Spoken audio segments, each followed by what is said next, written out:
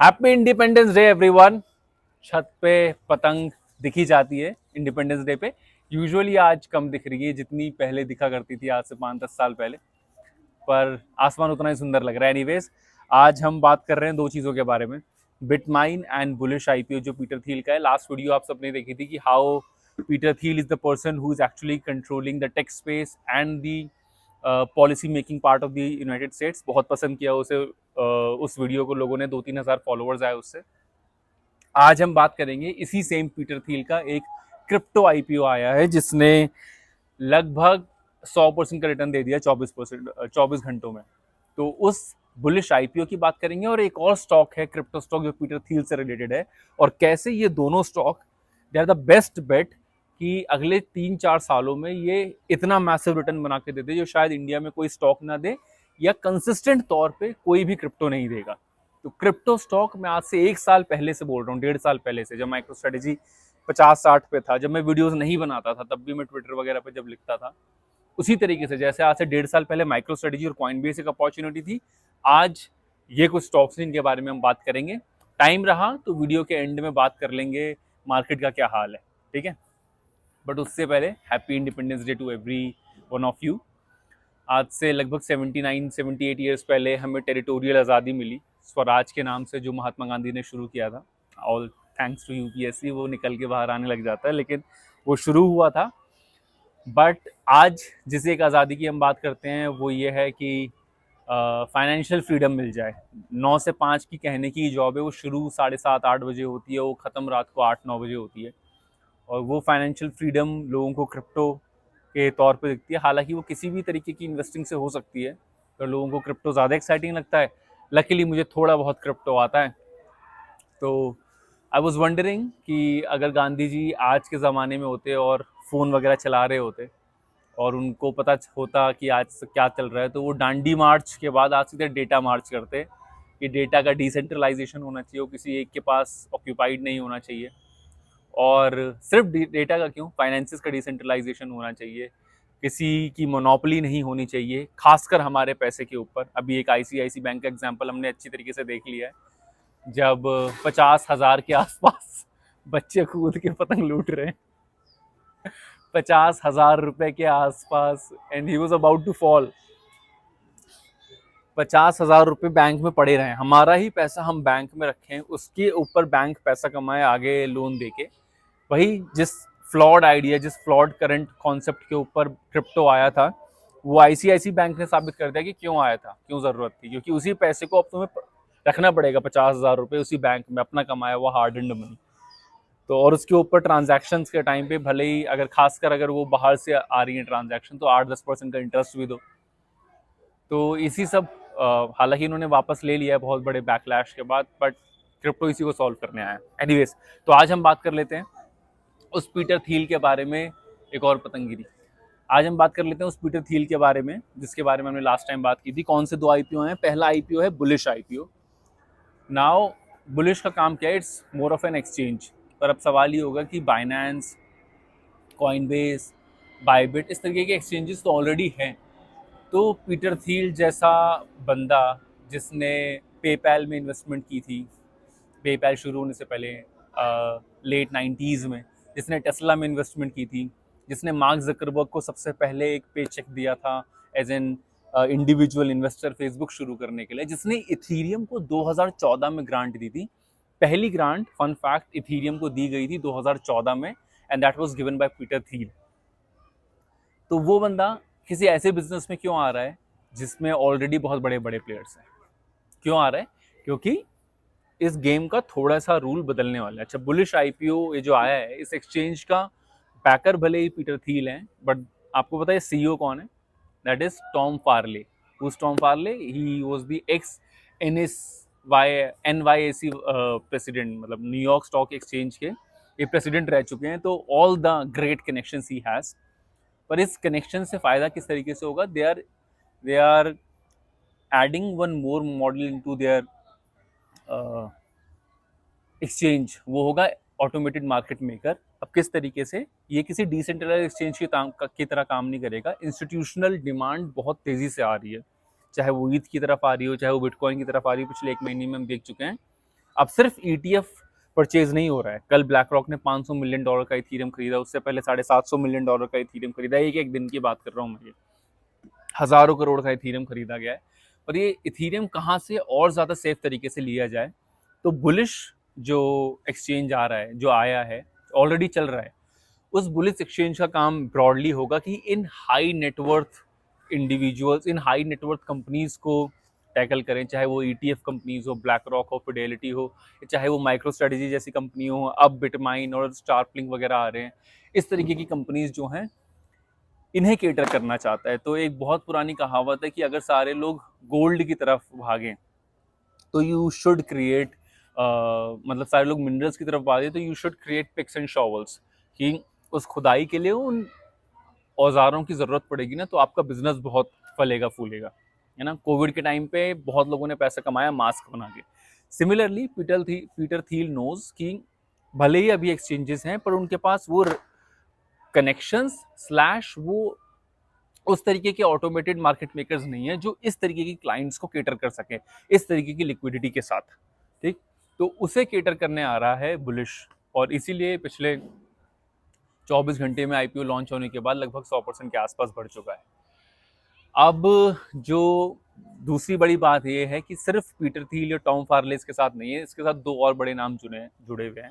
एक कैथी वुड का arc invest थोड़ा सा ज़्यादा क्रेजी इन्वेस्टमेंट्स करता है, उनको वो जिन्हें जहाँ अपॉर्चुनिटी दिखे वो वहाँ करते हैं। उससे बड़ा एक और है, $100 मिलियन के आसपास इन्वेस्टमेंट की है ब्लैक रॉक ने भी इसमें।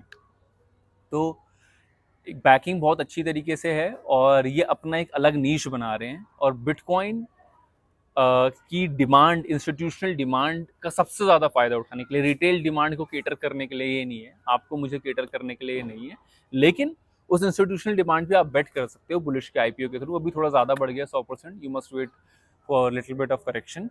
बट इस पिक्स एंड शॉवल्स के अलावा इस बुलिश कंपनी के थ्रू, एक्सचेंज के थ्रू, पीटर थील ने सिर्फ पिक्स एंड शॉवल्स नहीं, एक vault, picks and shovels plus vault वाला बिजनेस मॉडल खोला है कि इनको लेके जाओ, इससे खुदाई करके निकाल के लेके आओ, एंड देन हमारे ही इसी बुलिश वॉल्ट में लाके, क्योंकि कस्टोडियन चाहिए होता है। ब्लैक रॉक का कस्टोडियन कॉइनबेस है। उसी तरीके से जो company world liberty finance slash Donald Trump की कंपनी जो है ट्रंप मीडिया ग्रुप जो है, वो उसने भी क्रोनोस के साथ पार्टनरशिप की है कि वो उनके जो बिटकॉइन और इथेरियम खरीदेंगे उसको वो एज अ वॉल्ट रखेंगे। तो बुलिश IPO इन बड़े इंस्टीट्यूशंस का वॉल्ट भी बनेगा और इन बड़े इंस्टीट्यूशंस का प्लेटफॉर्म भी बनेगा इसे एक्सेस करने के लिए। दूसरी बड़ी बात, सिर्फ ये बिटकॉइन, ये तो एक तरीका होगा बिटकॉइन में इन्वेस्ट करने का। इसके अलावा एक और स्टॉक है बिटमाइन, जो मैंने आप पिंड है ये इंस्टाग्राम पे वीडियो, 1 मिलियन के आसपास व्यूज़ आए थे। उससे पहले जब मैंने कहा था कि माइक्रो स्ट्रेटजी ले लो, तब उसके बाद माइक्रो स्ट्रेटजी वो मैंने बनाया था 2024 सितंबर के आसपास मैंने वो वीडियो बनाई थी। हाँ नहीं, और जल्दी बनाई थी, अप्रैल में बनाई थी वो मैंने वीडियो, अप्रैल 2024 में बनाई थी कि, और उससे पहले से भी मैं माइक्रो स्ट्रेटजी के बारे में लिखने लगा था। अप्रैल में मैंने 2024 में मैंने इंस्टाग्राम पे चैनल शुरू कर दिया था। तब भी मैंने कहा था कि बहुत सारे लोगों को डर अगर लग रहा है क्रिप्टो में आने में, कैसे लेना है, क्या लेना है, तो आप बहुत सिंपली क्रिप्टो के स्टॉक्स में इन्वेस्ट कर सकते हो। 3 स्टॉक्स के मैंने तब नाम बताए थे, रॉबिनहुड, कॉइनबेस, उस वीडियो में आप नीचे जाओगे, स्क्रॉल करोगे तो मिल जाएगा, या तो आप इंस्टाग्राम पे सर्च भी करोगे तो सर्च पे भी आ जाता है। तो 3 नाम बताए थे मैंने, Robinhood, Coinbase and MicroStrategy, and luckily तीनों ही बहुत अच्छी तरीके से चले हैं। कॉइनबेस शुरू में बस, रॉबिनहुड बस 100% बढ़ा था, लेकिन अभी पिछले 5-6 महीनों में वो 400-500% का रिटर्न दे चुका है, पिछले 4-5 महीनों में। तो ये एक वेव ऑफ इन्वेस्टमेंट थी जो बिटकॉइन पे बुलिश थे। अब जो इथीरियम की बारी आ गई, because of all the genius acts, anti-CBDC act and clarity act, उसके बाद रिटायरमेंट फंड जो खुल गया है $12 ट्रिलियन के साथ ही, क्रिप्टो का मनी, ये रिटायरमेंट का जो $12 ट्रिलियन है क्रिप्टो की तरफ भी आ सकता है। और सबसे ज़्यादा बड़ी बात ये हुई है कि अब कंपनीज जो हैं वो अपनी बैलेंस शीट पे इसे इंक्लूड कर रही हैं। तो उसमें एक कंपनी है बिटमाइन, जो अब कह रही है कि जो काम माइक्रो स्ट्रेटजी ने किया था, माइकल सेलर ने किया था, वही काम अब हम इथीरियम के साथ करेंगे। और अभी 3 दिन पुरानी न्यूज़ है कि इन्होंने बहुत पहले जब ये अनाउंस किया था तब ये बात बोल भी दी थी कि हम इथीरियम की 5% सप्लाई को एक्वायर करेंगे। और परसों उन्होंने $20 बिलियन रेज करने की बात भी की है। हम लोगों ने बिटमाइन और शार्पलिंक दोनों कंपनियां ये काम कर रही हैं। इन दोनों में हमने इन्वेस्टमेंट्स किए अपने टेलीग्राम चैनल पे। कब लेना है वो भी बात हुई थी, कब बेचना है वो भी बात हुई थी। हमने 9 पे लिया था, 9 शार्पलिंग हमने 9 पे लिया था एंड 28 पे मैंने बेच दिया था। मतलब मैंने सबको बता के बेचा था। 37 तक वो गया था ऑब्वियसली, वापस 18 तक आ गया था, मैंने फिर से वापस 21 पे लिया। आ जाओ इधर आओ, अध्ययन आओ। अच्छा अभी आना। तो ये बात हुई कि बिटमाइन अगली माइक्रो स्ट्रेटजी बनने जा रही है इथीरियम के कॉन्टेक्स्ट में। और इथीरियम ना बहुत सारी कंपनीज को समझ आएगा, क्योंकि ट्रेडिशनल फाइनेंस को ज़्यादा स्मार्ट, बिटकॉइन जो है वो उस फाइनेंस से रिलेटेड है जो गोल्ड के टाइम से चला आ रहा था। गोल्ड का डिजिटाइजेशन है बिटकॉइन। इथीरियम है करंट फाइनेंशियल सिस्टम में से जो फ्लॉज है ना, उसे वो सुपर इंटरनेट बन के, सुपर कंप्यूटर बन के उन फ्लॉज को कनेक्ट करता है। फिर उसके ऊपर आपको पैसिव रिटर्न भी मिलता है। तो ये बहुत सारी कंपनीज अब अपनी बैलेंस शीट पे रखना चाहेंगी। और इसी बिटमाइन ने एक दिन में 40% का रिटर्न दिया जब ये बात सामने आई कि पीटर थील की 9.99% स्टेक्स इसी बिटमाइन के अंदर है। और इस बिटमाइन को भी जैसे टॉम फार्ले बुलिश को लीड करेंगे, वैसे इस बिटमाइन को भी एक बहुत फंड स्टार्ट करके एक इन्वेस्टमेंट फंड है जो जेपी मॉर्गन और इन सारे गोल्डमैन सैक्स वगैरह का फंड मैनेज करते थे।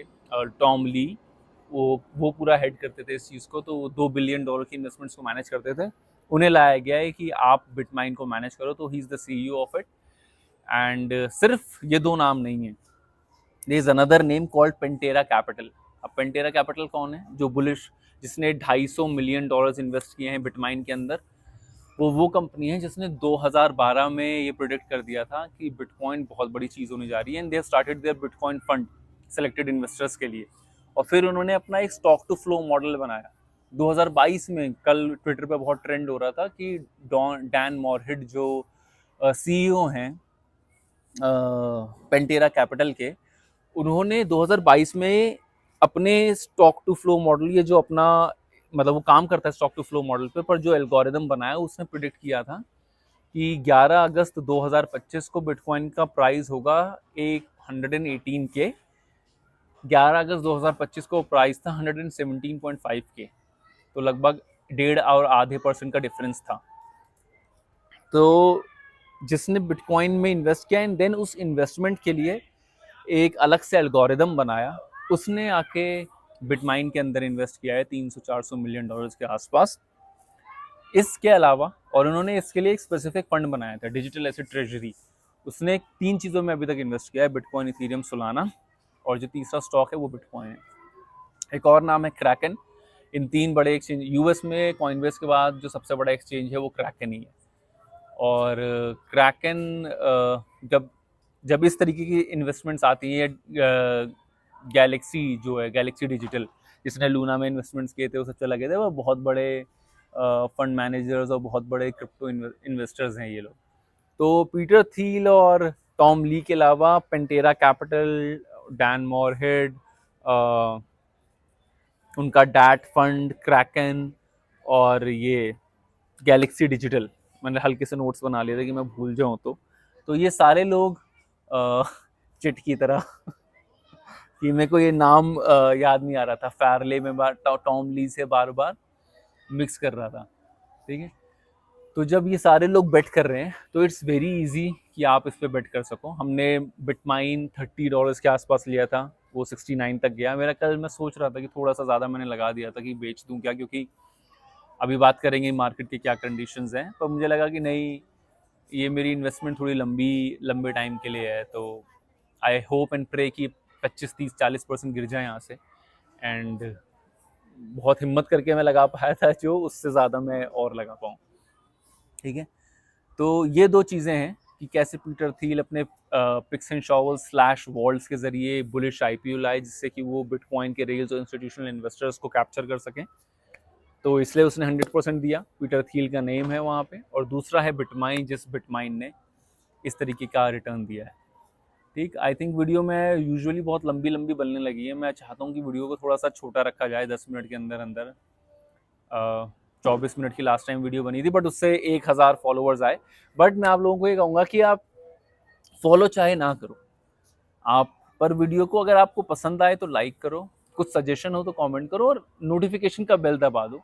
मुझे कोई शौक नहीं है कि आपके फॉलो बटन को लेके एक अपना नंबर बढ़ा के मैं आपके किसी कोने में पड़ा रहूं। आई वांट कि आपको इस वीडियो से अच्छी इन्फॉर्मेशन मिले, वो आपके काम की हो। भले ही वीडियो 4-5 दिन में एक बार आए, लेकिन वो क्योंकि आपके काम की होगी, ट्रस्ट मी, इसीलिए रोज वीडियोस नहीं आती, पर क्योंकि वो आपके काम की होंगी तो वो आप देखो ज़रूर। तो वो देखोगे आप तभी, चाहे सब्सक्रिप्शन वगैरह वाला ना दबाओ, चाहे लाइक भी मत करो, पर अगर आपको पसंद है तो मुझे कुछ सजेशंस दिया करो, कमेंट्स में ज़रूर दिया करो, और नोटिफिकेशन का बेल प्लीज़ दबा लो।